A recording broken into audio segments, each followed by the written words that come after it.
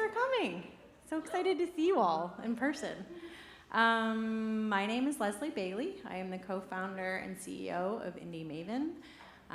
Wanted to welcome you here to the cabaret tonight. Such a long event in the making. I think we originally had this planned for April 2020. A lot has happened since then, as you all know. I don't need to tell you that. But we are so excited to have Ashley Ford here with us, back in town in Indianapolis. We just could not be happier to have partnered with our friends over at Pivot Marketing, collaborating with the cabaret in this beautiful space of theirs. This little setting here from our friends at James Ray Design. We couldn't just do a normal stage, so they helped us out with that. And then our friends at Silver in the City to provide some books. And I'm so sorry that I'm not sorry, but I'm happy the books have sold out, unfortunately, though. There are not any more. So hopefully some of you brought yours, but Ashley will be signing after we do the Q&A. But next up, I'm going to read this. I can't memorize it, I'm sorry. I wish I could be that person. I want to introduce Tamara Winfrey Harris, who is a writer who specializes in the intersection of race and gender with politics, pop culture, and current events. Her work has appeared in the New York Times, The Atlantic, The Cosmopolitan, The Los Angeles Times, and other outlets. Not intimidating at all. Tamara's latest book, Dear Black Girl, Letters from Your Sisters on Stepping into Your Power, debuted this spring. The expanded second edition of Tamara's award-winning first book, The Sisters Are All Right, Changing the Broken Narrative of Black Women in America, called A Myth-Busting Portrait of Black Women in America by the Washington Post, will be released on October 2nd. So we should have to do a whole nother event. The Sisters Are All Right has been optioned, this is so exciting, by Wise Entertainment and actress Gabrielle Union's production company, All Have Another, to be made into a dramedy for television. It's so cool. A native of Gary, Indiana, Tamara graduated from the Greenlee School of Journalism at Iowa State University and is a proud member of Alpha Kappa Alpha Sorority Inc. She is the Vice President of Community Leadership and Effective Philanthropy at Central Indiana Community Foundation, also known as CICF, our title sponsor for the evening. So please join me in welcoming Tamara Winfrey Harris.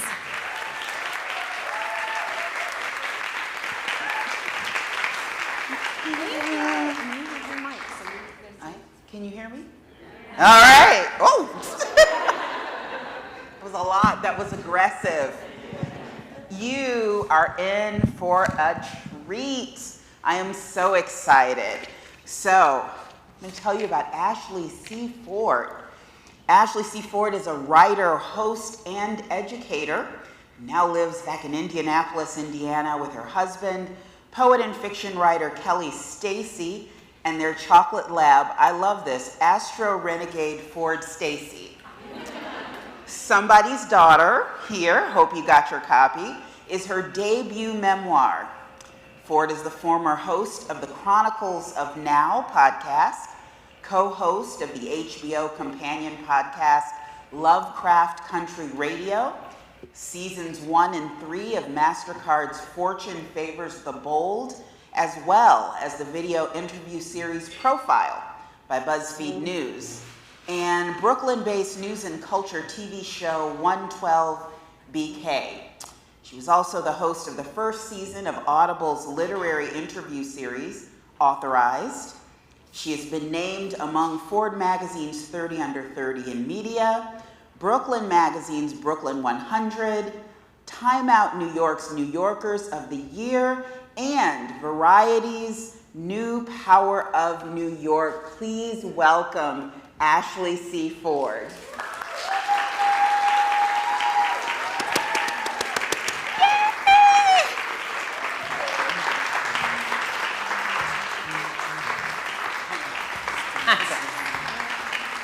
Hi, I am so excited. I'm excited. So, for the poor souls out in the audience who have not yet read, You guys aren't poor. Somebody's Daughter. Don't let her call you. Somebody's Daughter. tell us about the book. Tell us a little bit about your book. Well, my book is a memoir. It is about my girlhood and my childhood mostly.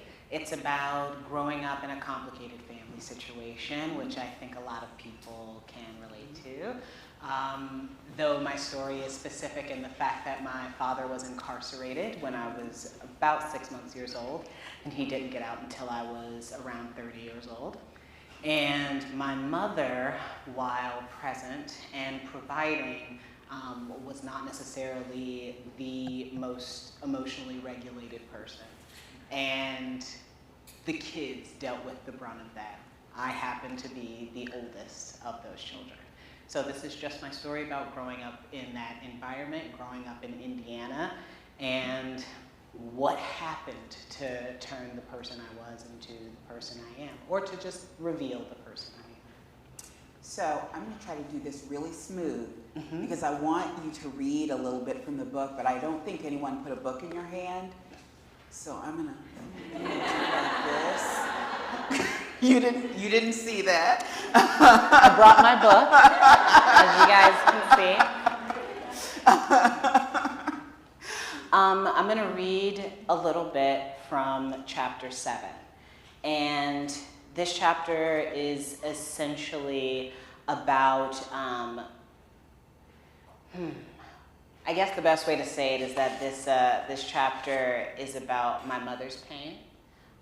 And how my mother's pain poured into her children, and how we process that without necessarily having the tools or the example for how to. My mother wanted to be with her boyfriend. He wanted to be with her too, but there was distance and youth, and there always seemed to be some other woman involved. It would not last between them. He'd come into her life quickly, and he left the same way. The culmination of the first phase of that relationship, the baby, my second brother, was born without ever breathing. My grandmother said he was born small and gray, with an exposed serpentine spine. When she repeated this story, she would push up her glasses, wrinkle her nose, and use her index finger to make a wavy line in the air to illustrate the curve of his body. She said my mother held him for hours, kissed the top of his head, rocked him against her chest. My mother hadn't wanted to have another baby, not without being married, but abortion wasn't an option to her, and he kept growing inside. My mother could not fathom what kind of good Christian woman would end the life of a child, even if she was in no position to provide for him. And my mother very much wanted to be a good Christian woman. Still, she did not want to be pregnant. And when the baby was born, already dead, she blamed her desire to be free for his passing. She named him after his father. She did not mark his grave. My mother came home to us raw and all alone. My grandmother told me she sat in the bathtub for hours, bleeding into the water. She stared into the space between herself and the walls, her body purging its sin, staining the off-white fiberglass. Her silence worried my brother and me for reasons we couldn't grasp just yet. He and I would sit close enough to hear the water make small splashes when she adjusted herself, making sure she wasn't giving up on breathing or living, that she wasn't giving up on us. On the other side of the door, my mother sent noiseless prayers into her bath water, repenting in spontaneous expulsions, oblivious to the world growing red around her. Grandma and my mother's sisters wanted her to be well. They took her back to see the man who had delivered baby Daryl and the hole in his back. They told him my mother's symptoms because, They told him my mother's symptoms because she'd lost her voice somewhere down in her chest, somewhere they couldn't reach in and grab it. She'd stopped trying to find her voice days before. She was content in her silence, in her bleeding, and in her inevitable demise. The doctor told my grandmother it was psychosomatic. My grandmother called him a quack and a demon. He said, there's no reason for her to be bleeding anymore. She's using her mind to punish herself. She won't get better until she chooses to get better. Someone decided my brother would stay with my mother and I would leave with my grandmother. We moved to her father's, my great-grandfather's farmhouse in Columbia, Missouri. A few years later, when I couldn't quite remember the worst of this time, I'd ask why I was sent off with Grandma Billy before kindergarten. I would be told, because you said you wanted to go. I disappeared into a new life in Missouri, a life without either brother, living or dead, and a grandmother who put strawberries and whipped cream on my waffles without blood under her nails. There was no one for me to protect or worry over. I missed my mother, but less and less every day. To keep me company, I had a dog, a goat, and a great-grandfather who threw hammers at wild pigs in the backyard, then paid me $2 to collect the tools and bring them back in the house. It was a game I thought my brother might enjoy, but I tried not to think of my brother too much. When I did, I felt sick with missing him. I couldn't forget him if I tried. My grandmother and I had our own routine. I had school and daycare all week, and I got to see a movie and get one toy on Saturdays. We alternated picking the movies, and when it was my turn, I could pick whichever movie I wanted, all by myself. I was electrified by the power of my choice and made my decision based almost exclusively on the posters outside the theater. That's how I ended up picking films like Lorenzo's Oil, Passion Fish, and Groundhog Day. I was easy to please and never protested my grandmother's picks, even after Fire in the Sky made me cry myself to sleep for a week. By the way, I was 5. I just want to point that out. Yeah. I was 5 when this woman took me to see Fire in the Sky. Okay. My grandmother was loving, but being comforting wasn't her gift. Each night she taught me to read, alternating between the Holy Bible, Barbie comics, and supermarket celebrity tabloids. I thought Princess Diana and Mary Magdalene would have looked similar. I thought the same about Billy Ray Cyrus and Jesus. When the thought of alien abduction kept me up, the Star magazine I kept under my pillow reminded me to stop holding my breath. Living with my grandmother and her father in the fields of Missouri, I learned to think only of myself for hours at a time. Spending half a day alone, free of the company of people who would distract me from my being, I learned to think about who I was becoming, and what I wanted. I spent my free time exploring my great-grandfather's land, roaming farther than I was allowed. Too young and dumb to be scared of them, I made a game of sneaking up on and catching garden snakes by the tail. I caught them fast enough to shock them, and then dropped them before they caught my skin between their fangs. I was only bitten once. It was fast and painful, but I did not scream. My eyes got wide, and my arms flailed around until it let go. After the garden snake released me, I closed my eyes and leaned against a tree. I steadied my breath and soothed myself by speaking directly into the 2 puncture wounds in my first finger. It don't hurt, Ashley. I cradled the stinging hand with its opposite. If it hurt, you'd die. You won't die.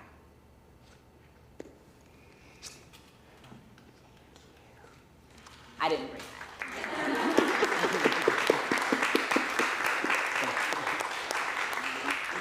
So why this story? Why now, at this point in your career, at this point in your life? Why did you feel like it was important to write this story? Well, despite the size of the book, I worked on it for a really long time. I've been working on this book since I was in college at Ball State. I had to take a nonfiction class to get my creative writing degree in the English department there. And when I took the class, I had no intention of ever writing nonfiction. I thought I was a poet, so I was going to go be a poet. And then I found out I was not a poet. But when I was in this class and I started to work on writing essays and things that were based in real life, I realized really quickly that I had something to say in that space, even as it terrified me. And I had this amazing professor, Jill Chrisman, who told me all the time, like, yeah, that's the point.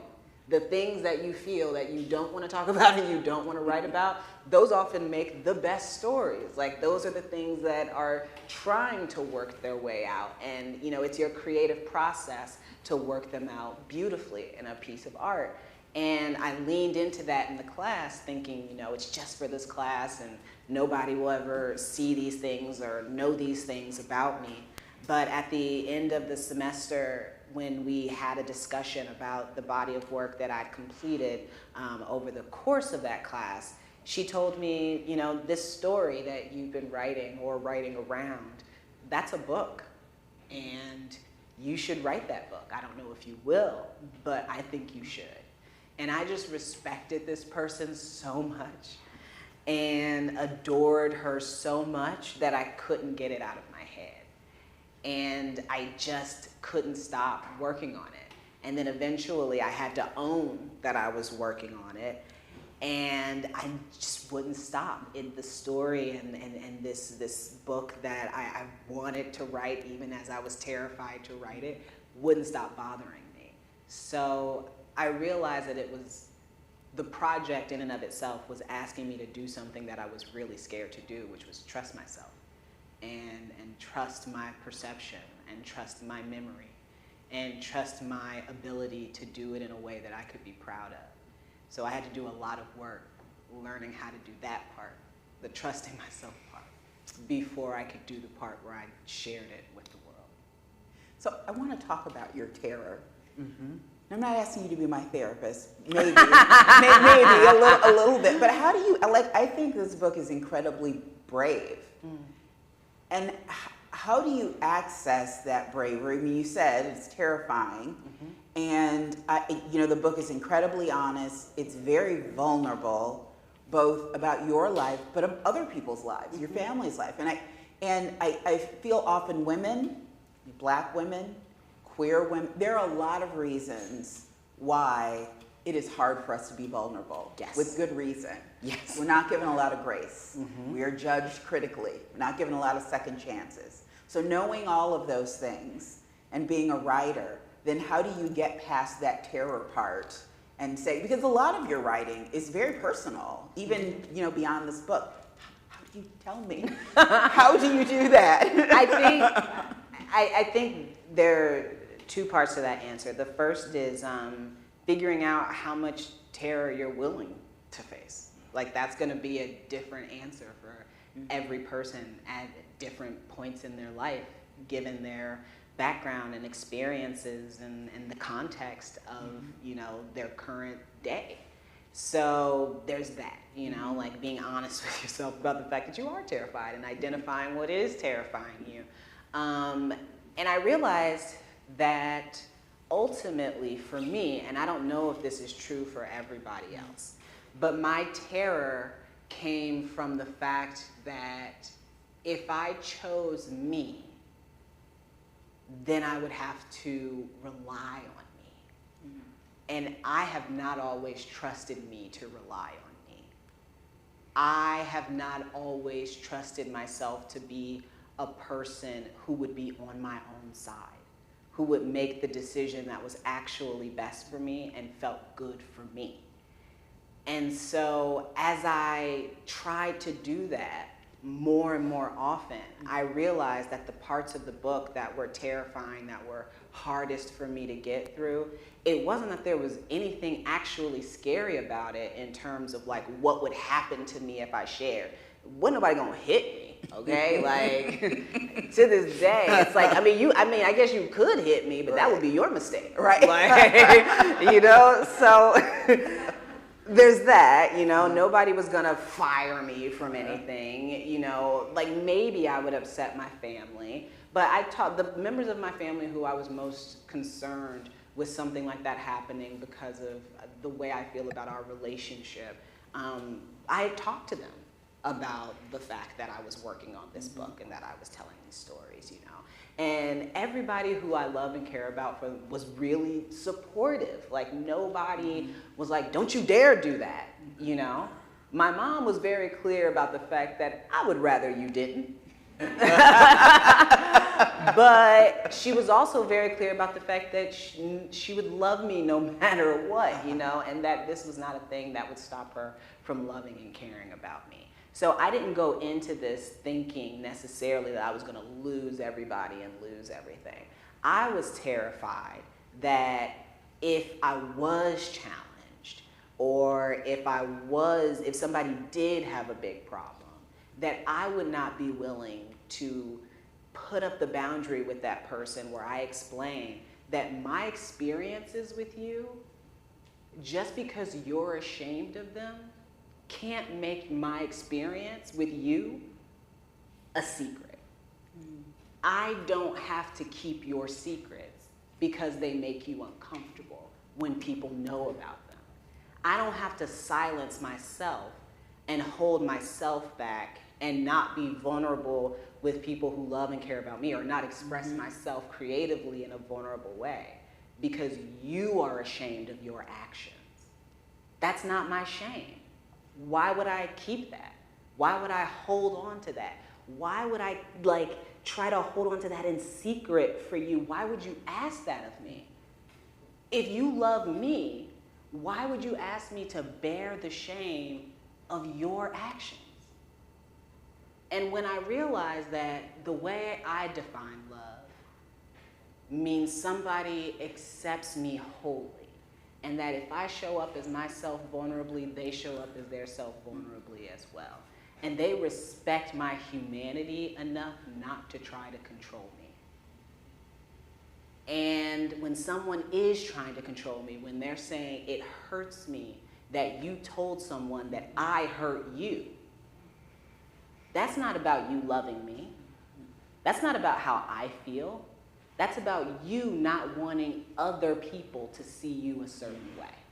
And it's not my job to protect your image at the cost of my well-being and my mental health. So I just don't do that anymore. That's some emotional badassery. But It is. it is, but I am independently employed, self-employed, so I don't have a boss who I have to worry about in that capacity. I don't rely on my parents or really anybody else for any kind of support. I have enough money that I don't have to worry about if I say something wrong and somebody is suddenly like, well, I don't want to, but I'm okay, that's all right, I'll be fine, you know? So there's a lot of privilege inherent in my position. Like, I'm able to take that position because of where I am in life. And a lot of people don't get that opportunity. My mother never got that opportunity. My mother had me when she was 21 years old. And when my mother had me, she was a young student, and she had a husband, and they were just about to move into their first house together. And like that, my mother was a single 22-year-old, dropped out of school, out of college, and had 2 kids under 2. Like that. Through no fault or choice of her own. Somebody else made a choice, and that is how deeply and terribly it impacted her life as a 22-year-old. So in learning to have compassion and an abundance of love for myself, I've gained a ton of compassion for my mother. because I know how hard it was to do this work from a privileged position. And she's never seen the position I'm in. She has no idea what that's like. She never got a shot.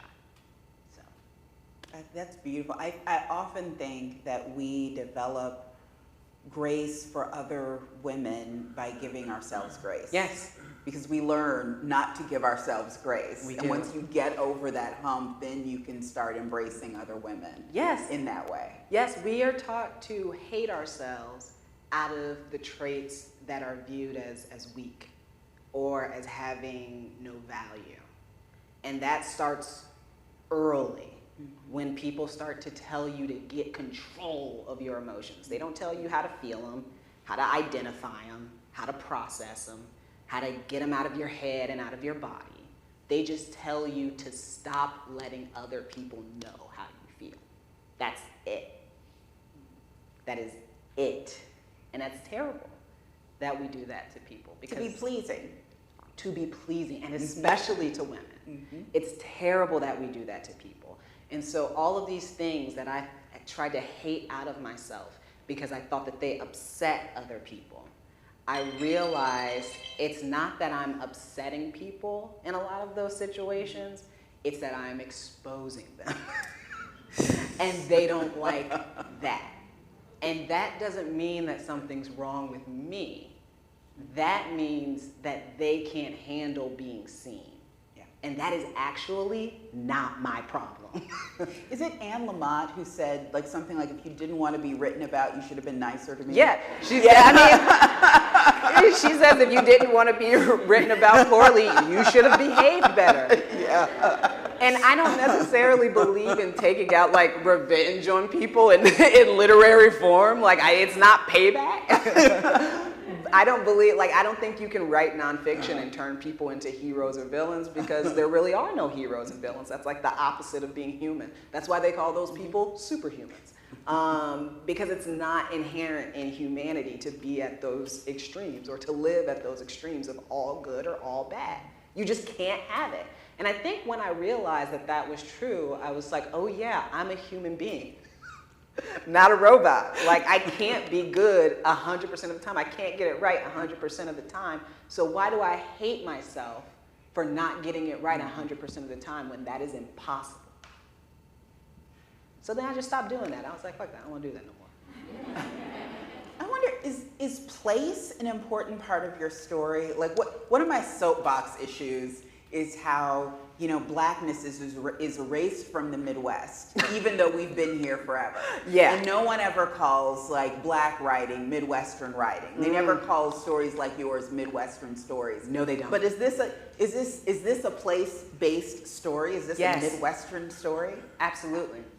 The part of the book that takes place in New York is a very small part of the book. Almost every page is set right here on this land and this soil, because this is my home. This is the place that raised me. I was born and raised in Indiana. I did not leave this state to live anywhere else except for that brief stint in Missouri, which was out of my control. I didn't leave to live anywhere else until I was 27. That's nothing to sneeze at. I'm only 34.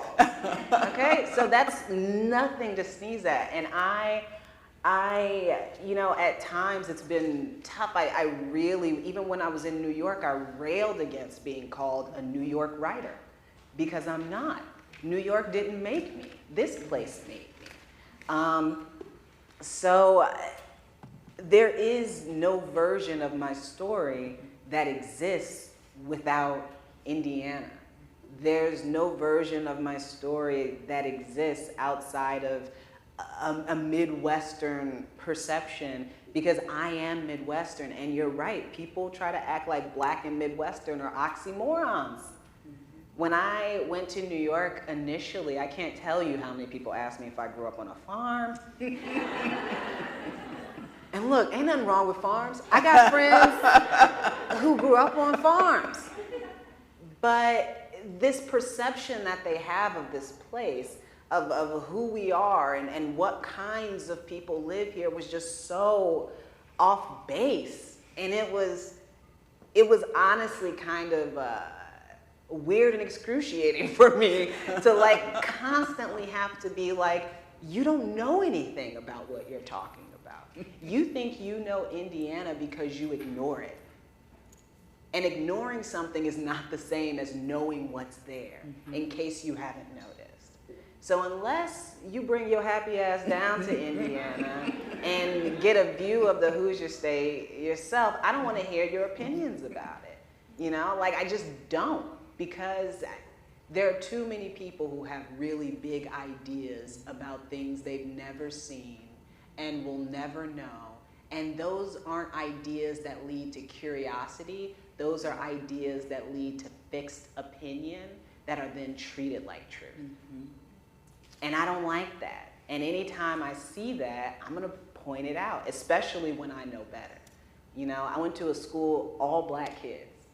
So yes, there are black people here. Yeah. Like, have you been around Indianapolis? There are black people here. You know, we ain't necessarily in Martinsville, but we here. Right. And I think that it's a great, like, upsetting thing, not just because of their perception, but because the coasts have this monopoly on representations, the storytelling that gets out in so much of our large-scale media. And the representations they put out of my home just are not accurate.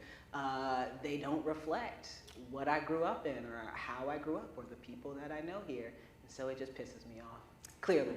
My theory is, and some of my best friends are New Yorkers, but New Yorkers can be more provincial than people in the Midwest, because we know that there are things outside of the Midwest.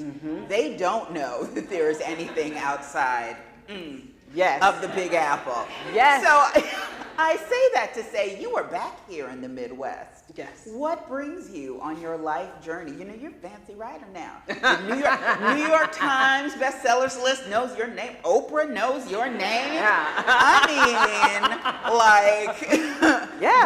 But you were back here in the Midwest. Why? I get asked that question all the time, and my answers are never satisfying, I guess, to people. Like, but really, they truly aren't, because I usually just tell people, I wanted to come back for a long time, which is true. Like, before COVID, before everything, a regular point of contention in my marriage was the fact that I wanted to come back here and live. And my husband, who grew up in Noblesville, was like, hell no. And I was like, I'm like, Indy's different, you know, it's not Noblesville. And he's like, I'm scared, I don't want to go back. But then he came back for a visit with his family, and then he came to New York and he said, all right, let's do it. And as soon as he said, let's do it, I called the movers and texted all my friends and made sure that he could not change his mind. So then we came back, and it's been great. We came back because we have friends and family and community here, and we wanted to be able to participate in their lives. And there is nothing I was doing in New York that I could not do from here. And it wouldn't change anything about my experience. And honestly, I was tired of spending $2,500 a month for a one-bedroom apartment. That was not good. And my friends kept coming over in New York and being like, wow, you have a dishwasher. And I was like, I gotta get the hell out of here. Like, you people have brainworms. This is not normal life. What? No. And New York is great for so many reasons. And I have so many friends who live there and have lived there for a long time, and they love it. I mean, like, their spirit runs on New York, and they would never live anywhere else, could never live anywhere else. And Godspeed to them. I will come visit. But I can't, living there, the speed of living there, And the speed at which I roll internally, the math was not mathing. It was not coming together, and I could not make it work. We were just on different frequencies. And it's weird to be in a place where you can see the beauty, you can see the potential, you can see the love, you understand why people love it, and you can't make yourself love it. And when I lived here, and when I lived in Irvington specifically, I loved it. I loved it. And I never stopped loving it. And now that I'm back, I have no regrets. People keep it like, do you sometimes miss it? You want to go back. You want to go back. I'm like, for what?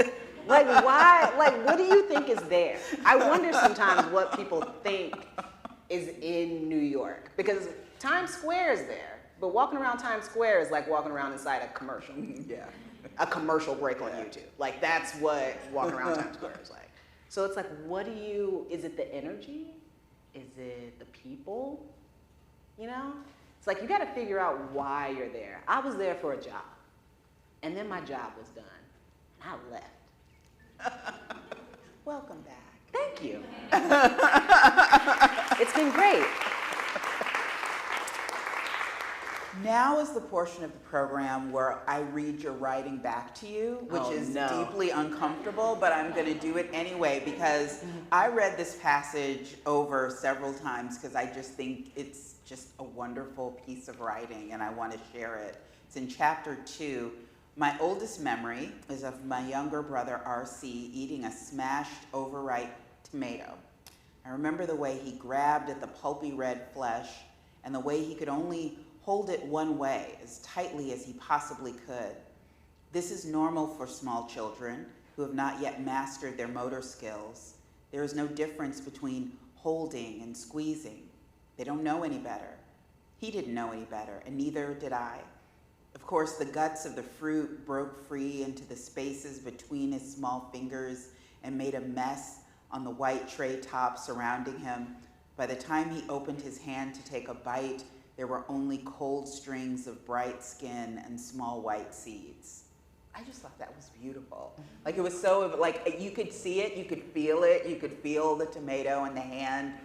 And so I want to talk about writing for a while and what, for you, are sort of the keys to good writing. And when I say that, it's like, you know, what kind of space do you need? How do you feed your muse? Like, how do you get to write like this? Well, first I have to calm the hell down. I get really bad anxiety around writing, and I got a lot of anxiety around writing this book. And I had to work with my therapist on a lot of grounding techniques. I realized that one of the things I do unconsciously all the time is just hold my breath. Like, just stop breathing.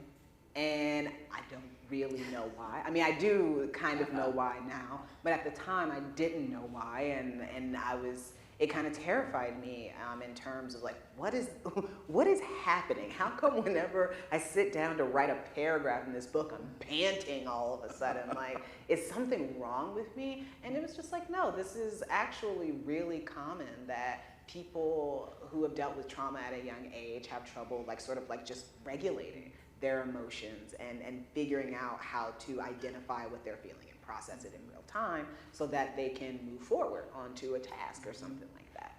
So I had to do a lot of that, a lot of breathing, a lot of counting, stretching, like all sorts of stuff before I write. Other than that, I think a lot of it just comes from a lot of reading.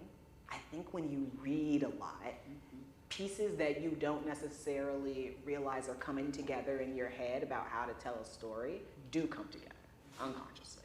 And I grew up in a storytelling family. So I don't know that I always know precisely, like, when it comes to format or when it comes to process when writing a story. You know, I didn't learn how to write a story in school. I learned how to tell a story from sitting around with my family and sitting around with cousins and aunts and grandma and stuff like that, because with my family, when everybody got together, you were kind of trying to be the person who had the funniest thing to say. It is wild to me that sometimes people laugh at things I say, because in my family, they literally call me the boring one. Didn't even bother coming up with a more interesting nickname. I'm just the boring one. Because everybody is so much funnier and they tell these amazing stories all the time, and that's how I was raised. And so I think storytelling is as much in me as anything else. But putting it on the page and making it work is just practice and a good editor. You know what I mean? Do you edit as you write? Yes. Or do Yeah, too much. Now you make me feel good. Yeah. Because they say you should never do that. You just get that first draft out there. Don't edit it. Just let it flow. Mm-mm. So are you able to let it flow? No, it does not flow.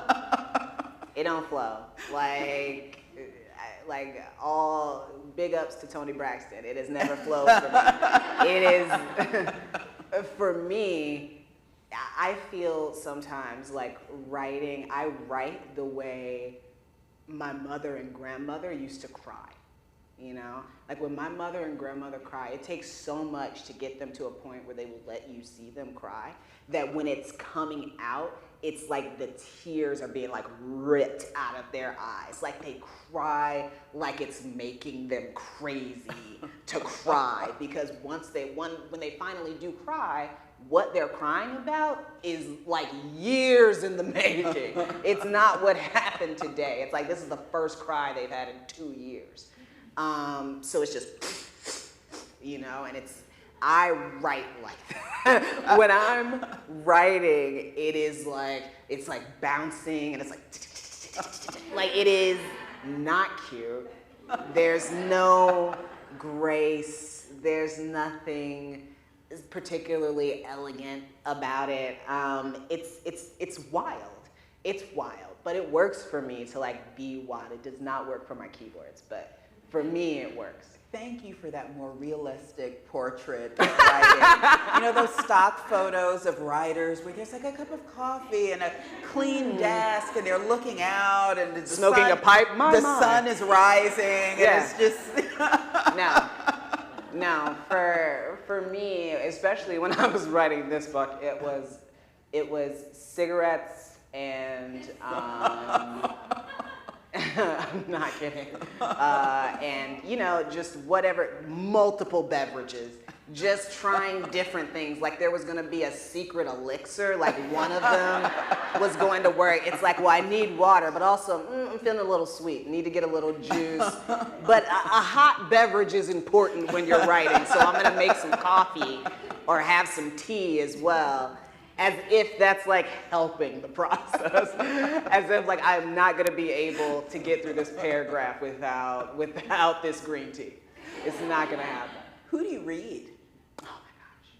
I read so many people. When I was working on this book, I read I Know Why the Caged Bird Sings a lot. Reread that. I read Their Eyes Were Watching God a lot. I reread Hunger by Roxane Gay a lot. I read Wild. I basically read every memoir I could get my hand on, including what I think was one of the best memoirs of 2020, Open Book by Jessica Simpson. People think I'm playing when I say that, or like I'm joking. I'm not. It was really good. It was so good, and I was shocked, but also in awe. Like, it was a fantastic memoir. So, I mean, I constantly read those, and I go back and reread a lot of the stuff that I was reading when I was a kid. So I reread The Giver. I reread Walk Two Moons. I reread, oh my gosh, there's this book that used to, especially when I was writing about myself as a kid, I would go back and read this book all the time because I remembered how much I loved it as a kid, and it would help me get back to that place. And it was Tar Beach by Faith Ringgold. It was a children's book I read all the time as a kid, and I love it.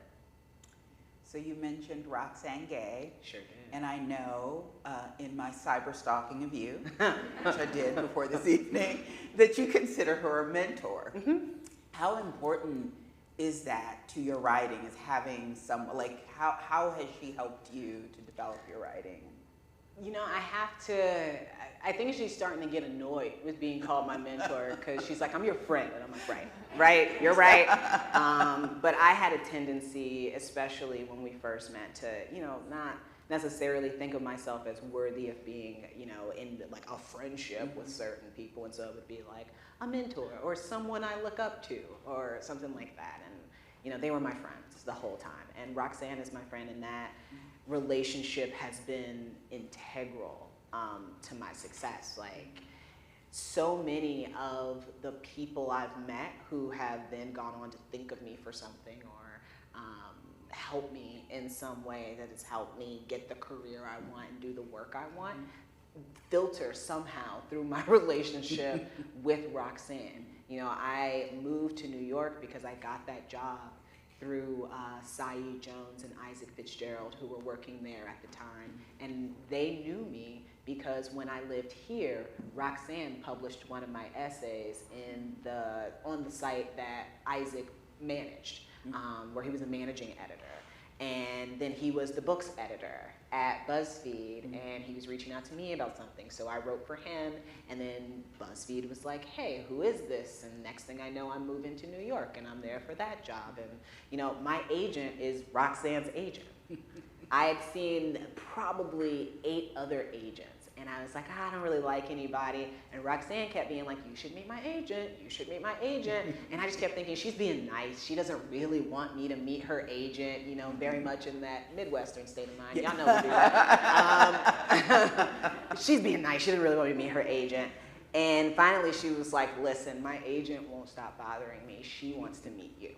So meet with my agent. And I was like, okay. And I did, and we had one lunch, and at the end of it, I was like, well, you're my agent now. Like, I met all these people and could not feel a connection, didn't feel like they, really got what I was trying to do. One conversation, and I'm like, well, and I was almost mad that she was right again. So everything from professional help to I can text her and say, this place wants me to come speak or teach, or they want me to write for them, and this is the rate they're offering, and she'll be like, too low, ask for more, Or if you're going to this place, are they paying also for your travel? And I'm like, people pay for that? And she's like, yeah, and they need to be paying for your travel. So important to have someone to do that for you. And I was so lucky to have her do that right when Bad Feminist came out. Like it was like, and I was just happened to be close to this person. So as she's shrugging off opportunities because she has too many, she's pointing people in my direction. And just having that one person be on my side truly changed the trajectory of my life. Not to mention the times when I was broke and she literally sent me money. It's also important to have someone to do that. Like, I want to be honest about that, and I don't want to undercut it, because I think a lot of times people are like, oh, I want to help people, but I don't want to give them money. Sometimes people just need money, and you should give them money, because that's what they need. So, worked out for me. I'm sure it's worked out for others. IPL doesn't accept buck up. Sometimes you need actual coins. Sometimes you need actual coins. Come up out your pockets. Like, what else is it for? So you are one podcasting sister. I do podcasting. You are a prolific podcaster. What is it that you like about the format? I don't know if you Or noticed. do people just keep asking you? Yes. But also, I really like to talk. I really, really like to talk. I would prefer to talk when I'm with people, so that works out. And I really like what people are able to do with audio and the stories you're able to tell with audio. I've done so many written interviews that being able to interview somebody in real time and capture it and then put that out and have people hear that and not just write my perspective on it. or not just read my perspective on it. It's really great. It's really powerful for me. And yes, I keep getting opportunities. People reach out. Hey, we have this idea. Hey, would you want to host this podcast? Would you want to do this thing? And every once in a while, I'm like, I should have my own podcast. I should do my own podcast. I should develop my own thing. Yeah. And I love the idea, and I think that I will someday. But right now, it is a lot of fun having random people come out of nowhere and being like, do you want to host a podcast about this? And I'm like, sure. Yeah. Let's see. Almost because I want to see how it turns out. Like, I want to know what happens. So I'm like, yeah, let's make a podcast about this and see what happens. This sounds like a good time. And then we do, and it's fun. I mean, so many of the answers to why I do what I do in any capacity at this point in my life are because it's fun. And I like having fun, and that's reason enough. So,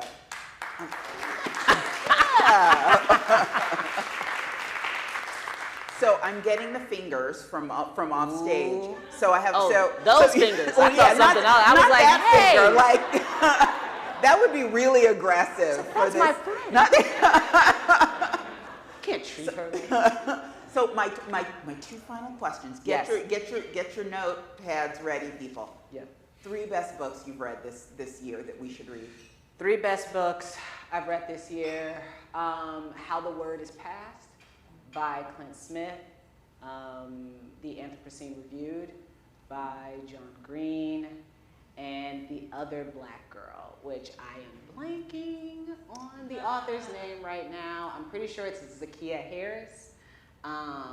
But it is a fantastic novel that knocked my whole wig back. And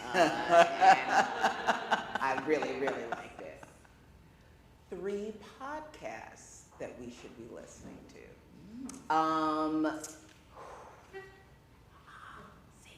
Okay. I'm really enjoying Glennon Doyle's We Can Do Hard Things. I've read all her books, and like Glennon's my bud, so I'm like, do I really listen to her podcast? Like, is that gonna be? And I'm in that podcast. I'll be waiting for it to drop. So definitely listen to that. I also, hold on. No, I didn't bring my phone. Okay. Glennon Doyle's Untamed, I definitely listen to that. Oh, if you like this sort of thing, and maybe you don't, but if you do, the Dr. Death podcasts are so good. Really fantastic. That's primo stuff. And Death, Sex, and Money with Anna Sale is a fantastic podcast as well. Those are just the top 3 off my head. Oh, and Black folks listen to The Read. Everybody else, you can listen, but you won't get it. But I don't know if you're on there. You can give it a shot. I'm not saying don't. Those last 2 questions were completely self-serving. I just Great. Thank you for talking to me. This has been my pleasure. But get ready, because the audience has questions. Oh, y'all got questions? Yeah. Not done yet. Okay. First off, something funny. I didn't realize, so the number that was up there to text was my cell phone number. And I forgot. And as we sat down, I looked down and I start reading, and I've got all these weird questions about like making change. What can I do in the next 5 years? And I was like, what sort of spam hell did I just get into? I completely forgot. So, with that said, we have a few questions from the audience on my cell phone. I'm curious what kind of changes towards equity Indianapolis, Indiana can make in the next 5 years. What can I do? What can you do, or what can Indiana do? Like that's, let's see. First of all, let's start reinvesting in education in Indianapolis specifically. We are failing kids. We're failing them, and we can do better. And I think that we're not doing better for reasons that are not good enough, and we need to start listening to the educators in this state. Every friend I have, I went to Ball State, okay? You know how many teachers come out of Ball State? Quite a few. So I have a ton of friends who are or have been teachers. None of them are teachers anymore. I have only been out of college, let me see, well, when was I supposed to be versus when I was? It's been about 10 years, okay? And in 10 years, every person I knew who was passionately went into education is out. Every single one. That's a travesty. And it shouldn't be the case. And it's happening because we are not paying attention. Some of us have decided that because our kids are okay or because we don't have kids, that it's not our responsibility, and we're wrong. It is our responsibility, and we got to do something about it. So, hey. There is, I can see an increase in homelessness in Indianapolis. That don't make no sense. We have a lot of empty homes in Indianapolis. We have a lot of resources in Indianapolis. If there's this big of a problem, that means the resources aren't reaching the people. That's a supply chain problem. I think a lot of people in Indiana know about supply chains and how they work and how to make them work better. So I think we could do something about that. I think we could pay better attention. I think we could get rid of some of the bloated administrative budgets of some places and make sure that those monies are actually getting to the people who need it directly. What else can we do around here? We could invest in the arts more fervently, more passionately, and in a way that not only includes people who are not necessarily part of the demographic majorities here, but offers them the freedom and opportunity to express themselves honestly, authentically, and with more of the funding that isn't reaching them in the first place. It didn't reach them when they were in school. It didn't reach them when they were out of school. And now that they are trying to reinvest in their city, they still can't get their hands on those dollars. It doesn't make sense. And it's happening because even as we give, we are allowing ourselves to think that our giving or the gift is the end of the line. It's not the end of the line. Follow your money. If you think you're going to donate to a place and that's the end of it, don't let that be the end of it. Be right here in Indianapolis. Anything that's going on in the world that you see and you think should change, I promise you it's happening here somewhere. So where is it happening? And who's already working on that problem? And how can you support them? I just want to say, Ashley Ford for mayor. Absolutely not. Thank you.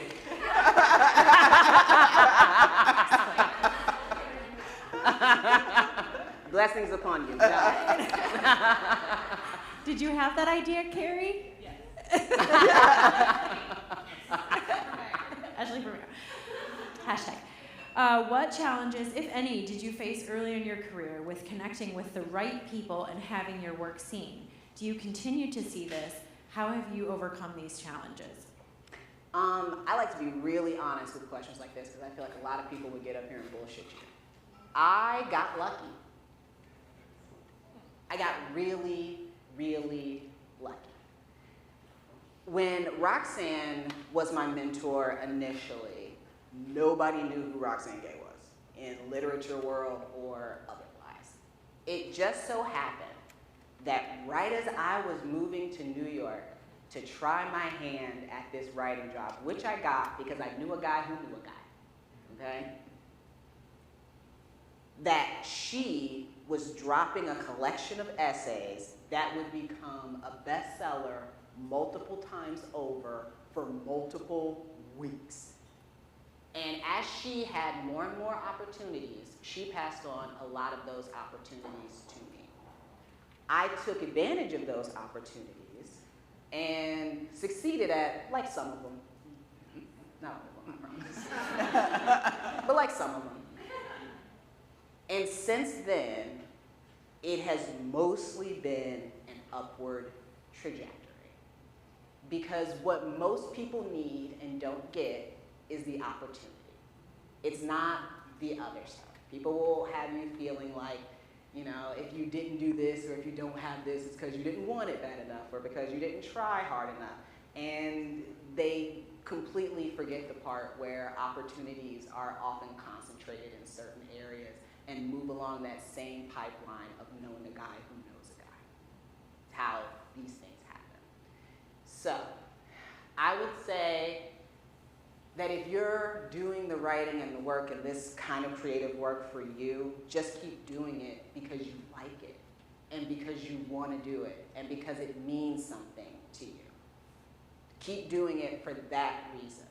And if you want to keep trying to have like the career that's like big and like that you dream of and it's out there and it's very publicized, then keep doing that too. Keep working toward it. But don't blame yourself because opportunities don't present themselves. Yes, some opportunities you can create for yourself. That's absolutely true. A lot of opportunities you can't. And the people who have the most power and the most opportunities really, really need you to believe that not having them is your fault. That's who benefits from that belief, not you. So I worked hard and I didn't give up, but I also got really very lucky. Just recorded that entire thing to a text message on accident. I swear I'm like 97 years old with technology.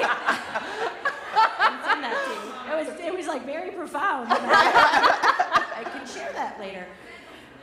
Yeah. They're going to be like, thanks for the pep talk. Oh my God, I'm my father. You talked about Roxanne Gay and your Ball State writing teacher, but who was the first person who valued your talent and helped you realize that your writing had value? Probably my third grade teacher, Miss Stuckey. Go teachers. Miss Stuckey, I was obsessed in the third grade with Leonardo DiCaprio. And I tell people a lot that I was reading Romeo and Juliet in the third grade, but this is why. Like, it wasn't because I was like, Shakespeare, culture.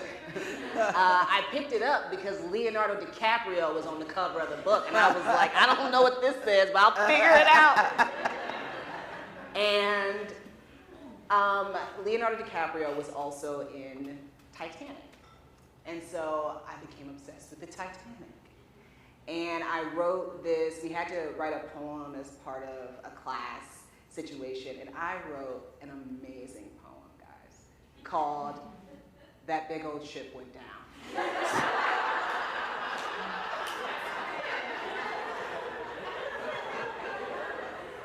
Art, okay?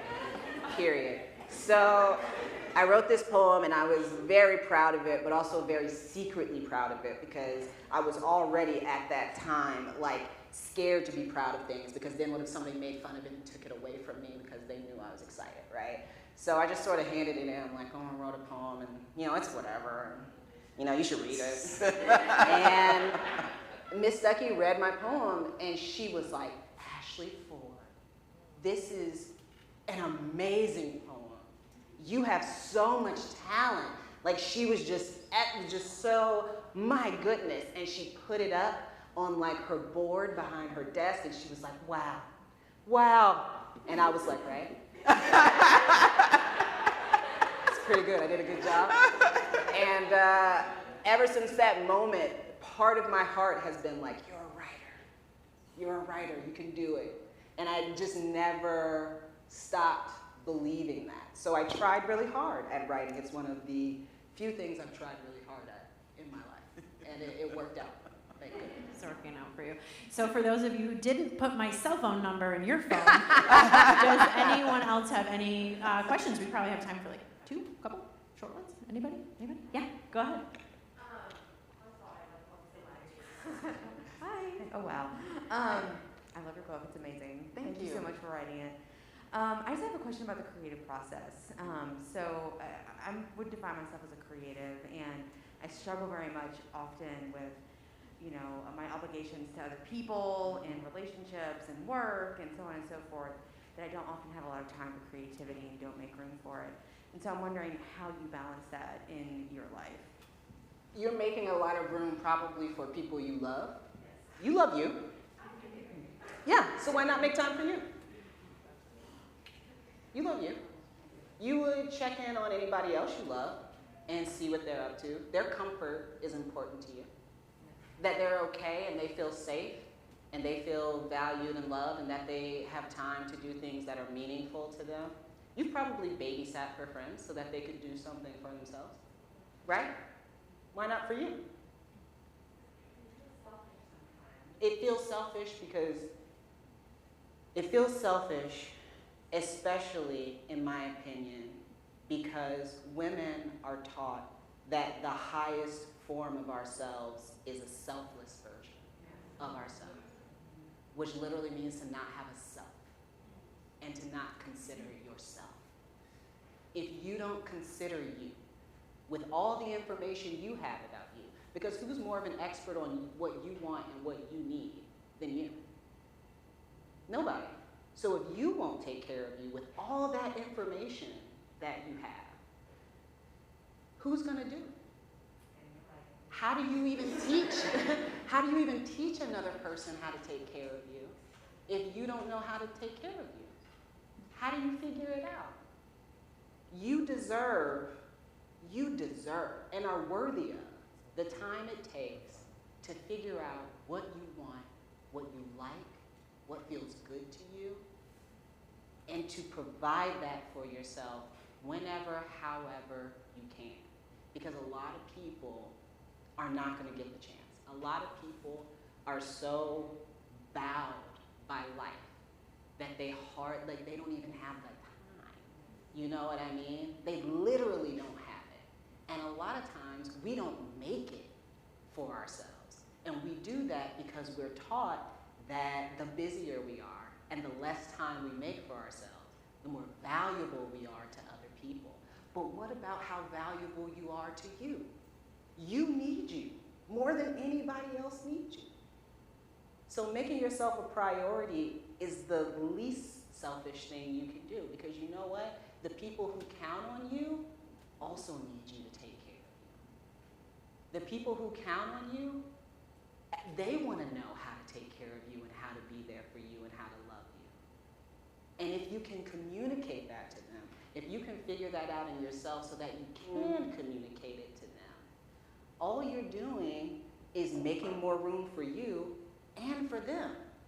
Because then they think to themselves, wow, if she makes that kind of time for herself and she's able to just like stand up and say, you know what, I was gonna do this thing tonight and it really would have been helpful to this other person, but I think I'm gonna have to call it. I think I'm gonna have to reach out and I'm gonna have to say, you know, I was gonna show up for your thing, or I was gonna do this, and I want you to know I care about you and I love you so much and I would love to be there, but I need to be home tonight because I need to take care of myself tonight.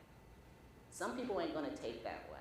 And in a lot of cases, that's because they don't give themselves that. And so how dare you give yourself what I don't give me?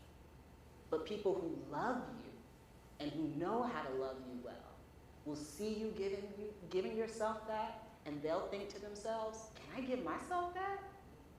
Can I do that too? And then they'll start doing it for themselves. And then you know what happens? There's a lot less you have to take care of for other people because of how good they are at taking care of themselves. And you guys can come together and help each other in meaningful, useful, intentional ways that don't lead to resentment and don't lead to anybody feeling abandoned, especially you, by you. Don't abandon yourself. Can I add something to that? Because I want to point back to something you said earlier. And that was, I think a lot of people think they don't have time for the creative process and writing because they think it's supposed to be this pristine exercise. And when Ashley was talking about, you know, the sweating and the trying different drinks, Smoking. and the smoking and all of the things, like, no, that's writing. That's the thing. That's the gig. And it could just be you know, I heard Tanana Reed say once, like, what, if I have dinner with her? Oh, my God. She said, like, what if you just made a commitment to write a word a day? Yep. And, you know, the reality is you're probably, if you sit down, going to write more than one word. But if you do just write one word, then you showed up for yourself. Yep. And you made time. So it doesn't have to be, I've got 2 hours to sit with the muse and let it come. No. If you have time to sit and write one word while chain smoking and drinking different things, then you've done the damn thing. Yes. Just get all your beverages. Right? Yes. Does anyone else have a question? Sarah? Do you want to? Yeah, I figured not. This is a deep one. Do your parents still call you the boring one? You know, Oprah calls you the best things in sliced bread. Oh my God. My parents do not care about that. At all. Well, you know, my mom was never really the one to call me the boring one. This was like other family members. And I'm super interesting to my dad. Okay, like 30 years in prison, he thinks I'm like a superhero. But they do. It's been strange interacting with them post the book is different reactions. You know, my dad is so happy for me, and he's so excited for me, and my mom is also. But the way they show that is completely different. So it's been really weird. I'm at this really weird point in my life where my parents, as much as I love them, I am very much realizing are just two weird humans who like happen to get together and make me, and I don't have to like be super concerned about the opinions of these weirdos. Like I love them so much. But, you know, a lot of their opinions are contingent upon wanting and understanding life from a perspective that I just don't have anymore. So, no, they don't call me boring, but, you know, they're still weirdos. Still weirdos. Just now weirdos who are like, my daughter knows Oprah.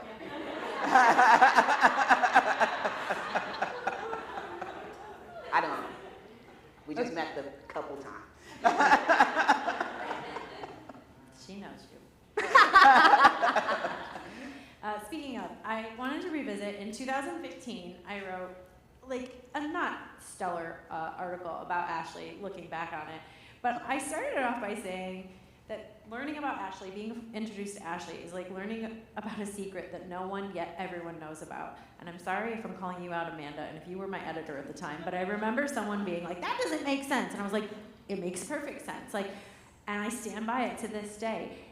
As soon as like the door to the Ashley Ford world was unlocked, it was like, oh, you have all been hanging out in here together, having like such a fun time, and I want to be in this world with you. And it was terrifying because I also talked to Roxanne, and that was terrifying, and Leah, and it was the whole thing. The whole thing was terrifying, and it probably came through in my writing. So please don't go read this.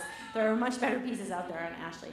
But to this day, I stand by that. I feel you were such a gem, and we are so honored that you took time to sit here and talk with us. And Tamara, same thing. You're such a pleasure. And I was sitting there the whole time going, thank God I did not do this interview. You did such a better job Such a good job. than I could have ever done. You were so lovely. We're so honored and happy to have you back in this city. Thank you for having me, Leslie. Anytime. This has been great. Thank you all for having me.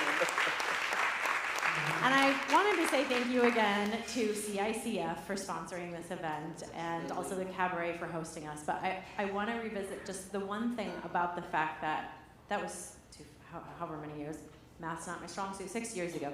The point is, we have this in common. We're all storytellers, but everyone here is a storyteller. And I just want to say, every time like you buy a copy of Ashley's book or Tamara's book, or you're going to watch her TV show, or, you know, read an Indy Maven article. Like, that is making such a big difference for all of us. I think I can speak on your behalf when I say that. So thank you for having built this community for us to all be a part of. And as always, if there's anything we can do to support you, please let us know. But thank you again so much for coming. And Ashley has agreed to sign some books, and I'm sorry that we ran out of the ones to sell, but also, again, not yay, bought the books. If you want to get more, I encourage you to purchase through Silver in the City, because they're doing 10% of all of their proceeds back to their Silver Lining Fund, which goes back to some great things in the community. So we will kind of wrap up, mingle, get yourself a drink, restroom break. You're adults, you know what to do. And we'll meet up there in the front for a book signing. All right. So, thank you guys. again. Thank you. So much. Thank you so much. Thank you.